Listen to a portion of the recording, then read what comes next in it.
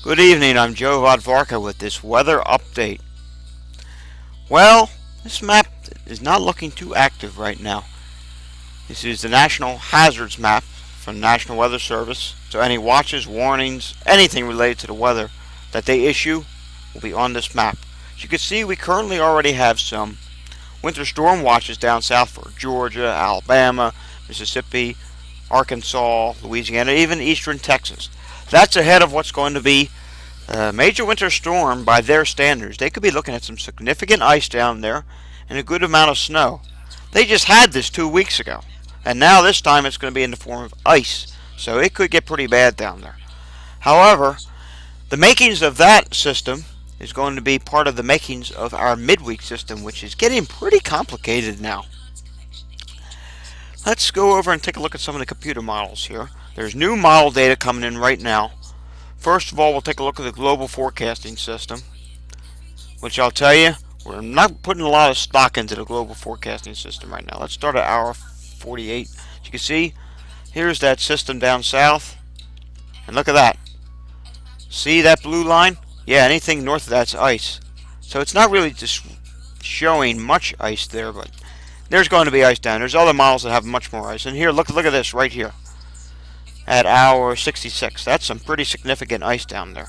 That would be the start of what would be the makings of our storm for the middle of the week.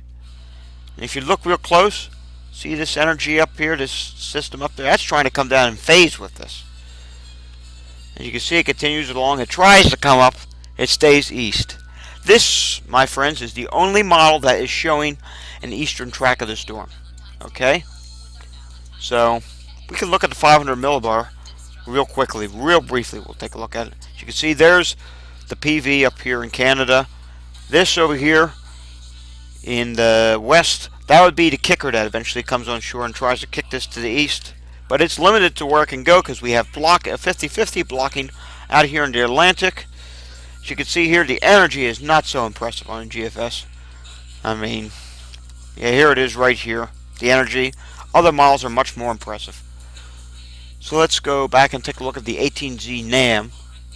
I remind you the 0Z NAM is coming in right now. As you can see, it automatically takes me to 0Z. But we'll go back and look at the 18Z NAM real quickly. We'll look at hour 63 and go forward. As you can see, they're getting significant ice here on the NAM. So, but look what comes up our way. We have a lot of moisture starting to come up our way. Now look at this frame right here, hour 84. That's some very heavy snow over eastern Pennsylvania.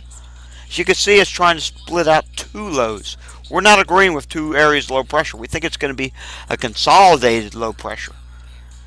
Because we have blocking to the east, we have blocking to the west of this. I mean, this is a very good setup. If you want snow, this is a pretty good setup, and we're doing it without a negative NAO right now.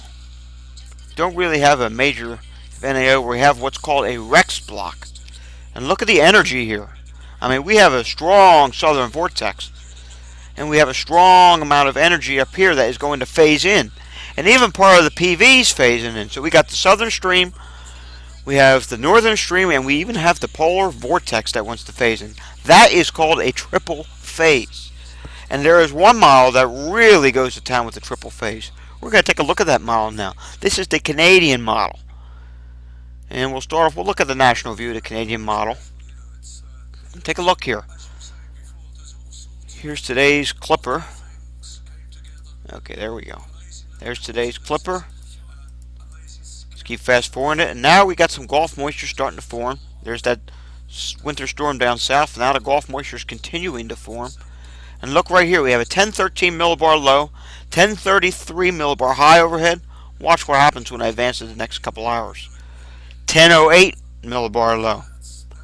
Now we're starting to phase. Here comes the energy coming down from the Great Lakes in Canada. Now this is starting to phase in. Now we went from 1004 millibars to 996, and now we got some pretty heavy precipitation coming. Watch what happens next frame. Yeah, 996 to 981 millibars. That is what we call bombogenesis. This is Thursday right now. Within a 6-hour period, it drops 15 millibars. Let's go to the next frame. Yeah, that's 966 millibars. it drops another 15 millibars. Let's advance it again. And before I advance this, take a look at that. See those real wrapped up isobars? Yeah, that's strong winds, heavy snow along the coast. Not saying that's where it's going to be. I mean, it could shift west a little bit. That is strong winds, blizzard-like conditions at the shore, blizzard-like conditions in New York City, blizzard conditions in Boston. This is what we call a triple phase. The last time we saw a triple phase was 2010.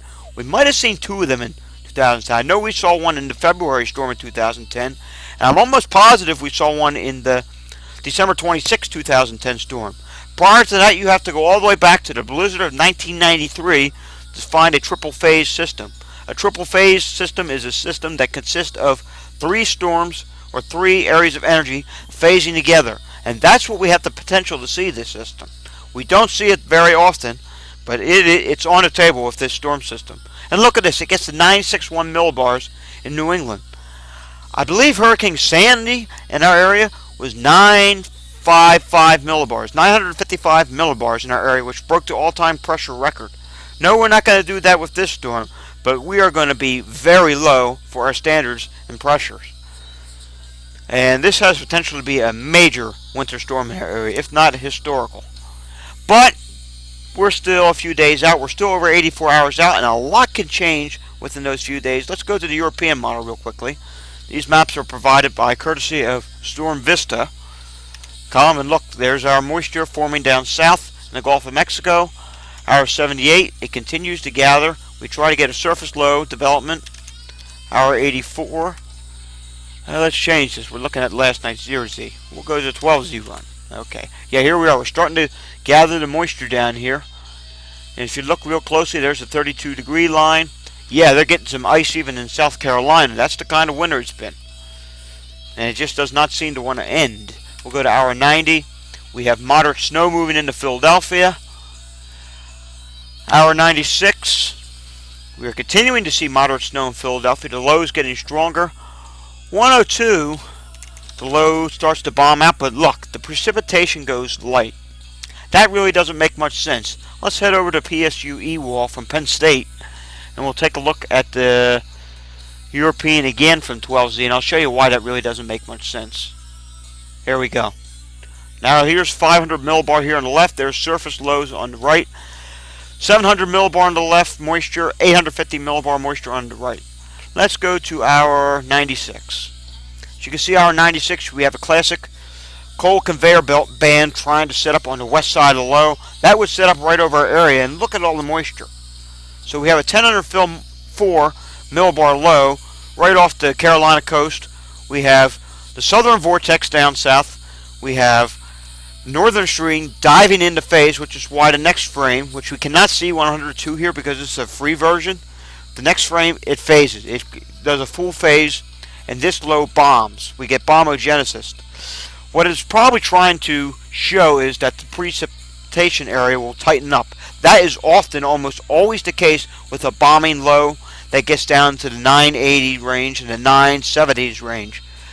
So instead of tightening it up, instead of drying it up, it should just show it tightening up, which would make more sense. And the 0Z run that comes out in about 3.5 hours from now will probably correct on that. We can go to hour 120, so we can see our storm is well off of New England, east of Maine, and it's into the 960s.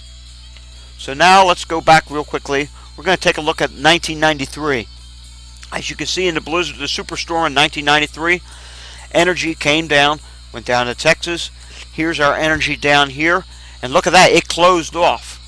The energy actually closed off. That's something we haven't seen since last year. The blizzard last year in New England, it did close off up north, but it didn't really do it far enough south to benefit us. Could we see this storm close off? If we were, it would be our best chance of seeing that so far this winter. I'm not ruling that out. It could close off over Virginia or just east of our area, and if it does close off, we'd be looking at 20 plus inches of snow possible from starting midday Wednesday going into Thursday night.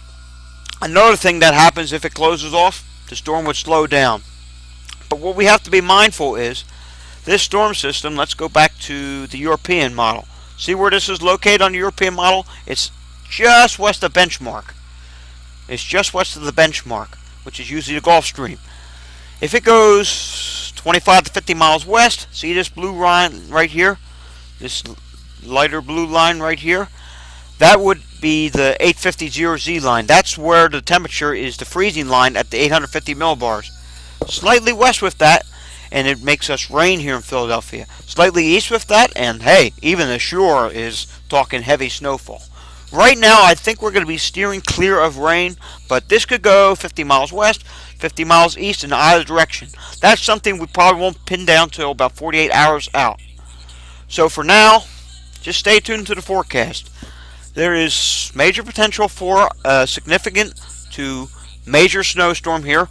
Perhaps the most snow we've seen in one storm the entire season.